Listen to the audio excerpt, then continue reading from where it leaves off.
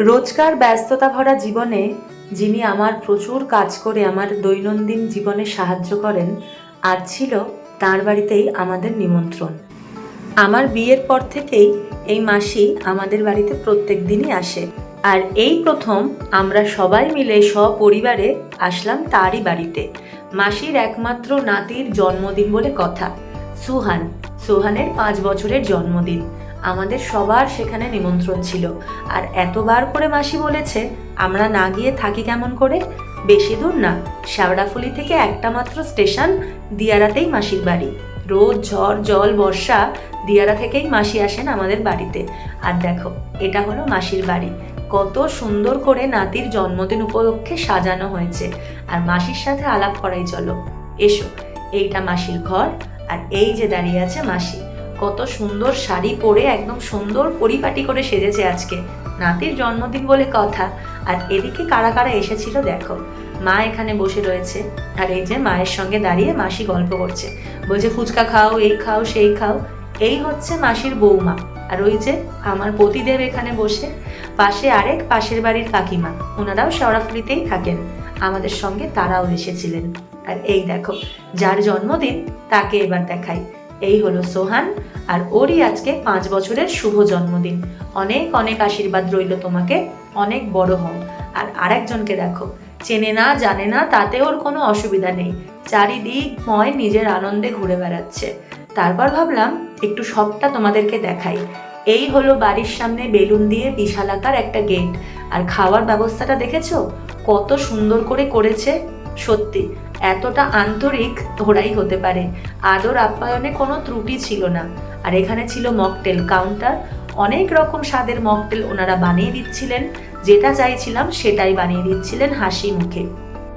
এদিকে ফুচকা কাউন্টারে কিন্তু প্রচণ্ড ভিড়, আমি সুযোগই পাচ্ছিলাম না। ঠিক আছে, একটু না হয় অপেক্ষায় করা যাক। আজ কিন্তু বহু দিন পর, না বহু মাস পর আমি ফুচকা খাচ্ছি। কবে শেষ ফুচকা খেয়েছিলাম ও নেই। আর আরেকজনকে দেখো, সবার আগে পাতা হাতে করে উনি দাঁড়িয়েছেন ফুচকা খাবেন বলে। ছোট মার দিদির সঙ্গে দাঁড়িয়ে দাঁড়িয়ে বেশ কয়েকটা ফুচকা উনিও খেয়েছেন। আর আরেকজন এখানে এসে দাঁড়িয়েছেন, উনি খাবেন মকটেল। আর আমাকে জিজ্ঞেস করছে ফুচকাটা কেমন। আমি একটু খেয়ে দেখি, 2-1টাই খাবো না। বেশ ভালো, গ্রামের দিকের ফুচকা বলে কথা, এর কিন্তু আলাদাই স্বাদ। আর পরিবেশটাও বেশ ঠান্ডা, এত গাছপালা চারিদিকে। তারপর বাপি একটা মকটেল নিয়ে খাচ্ছিল, আমাকে একটু দিয়ে বললো খেয়ে দেখো। বেশ টক, কিন্তু খেতে খুব ভালো ছিল। এদিকে দেখো, জামাই আর শাশুড়ি একসঙ্গে দাঁড়িয়ে দাঁড়িয়ে কয়েকটা ফুচকা সাটিয়ে নিয়েছে। ভালো, আমরা বরং একটু ফটোশ্যুট করে আসি। এই যে বার্থডে বয় আসছে, সে ফটো তুলতে তুলতে আজকে ক্লান্ত, তবুও নাছোড়বান্ধা, ওর সাথে আমাদের ছবি তুলতেই হবে। তাই জন্য আমরা এখানে গিয়ে দাঁড়ালাম, ওর সঙ্গে সবাই একটা করে ছবি তুলব। অনেক লোকজন আমন্ত্রিত ছিল আজকের ওদের অনুষ্ঠানে। আর এখানে দেখো, দাদার পাশে ভাই বসেছেন একদম রাজার মতো।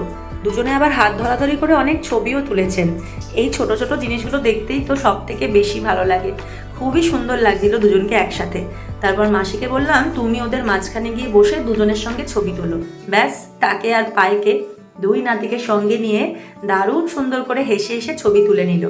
এবার আমরা চলে এসেছি খাওয়ার জায়গাতে, কারণ যেহেতু আমরা শেওড়াফুলি ফিরবো, দিয়ারা থেকে ফিরতে সময় বেশি লাগবে না, কিন্তু রাত হয়ে গেছে, একটু বৃষ্টিও পড়ছে, তাই আগে আগে খেয়ে নেওয়াটাই বেটার, কারণ বাড়ি ফিরতে হবে।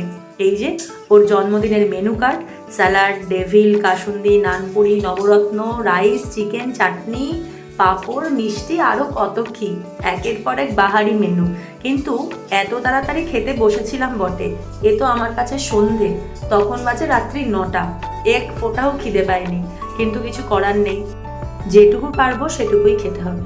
সবার একে একটু স্যালাড দিল, আর স্যালাড মানেই একটু লেবু আর নুন ছড়িয়ে মেখে নেওয়া, আমার সব থেকে পছন্দের। স্যালাড আমার বড়ই প্রিয়। আর তারপরেই দিয়ে দিল গরম গরম ডিমের ডেভিল। এতটাই গরম আমি ভাঙতে পারছিলাম না। যাই হোক, ভেতরে এতটা স্টাফিং আর অর্ধেক ডিম কুসুম সমেত, খুবই সুন্দর খেতে। তারপরে দিল একদম নরম নরম নানপুরি, আর ছিল নবরত্নকারি। বহুদিন পর কোনো অনুষ্ঠান বাড়িতে নবরত্নকারি খেলাম। আমাদের এদিকে তো এখন এসব আইটেম হয়ই না, সব এখন বিরিয়ানি আর মাটন চাপ, চিকেন চাপের যুগ। যাই হোক, ফ্রাইড রাইসটা দেখো কি অদ্ভুত দেখতে না, তার সঙ্গে ছিল চিকেন কষা। সব খাবারই অল্প অল্প করে টেস্ট করেছিলাম। বেশ রান্নাগুলো হয়েছিল, অন্যরকম স্বাদ, খুবই সুন্দর সবকটা আইটেম। তারপর চলে আসলো আমের চাটনি আর পাঁপড়। সব খাবার পরে একটু চাটনি পাঁপড় খেতে কিন্তু বেশ ভালো লাগে। মিষ্টি ছিল 2 রকমের, তবে আমি রসগোল্লা আর খাইনি, একটা লট চমচম নিয়েছিলাম, কিন্তু আর পেটে জায়গা ছিল না। যাই হোক, তারপর হাজমলা নিয়ে চলে আসলাম বাড়ি। আজকের মতো টাটা।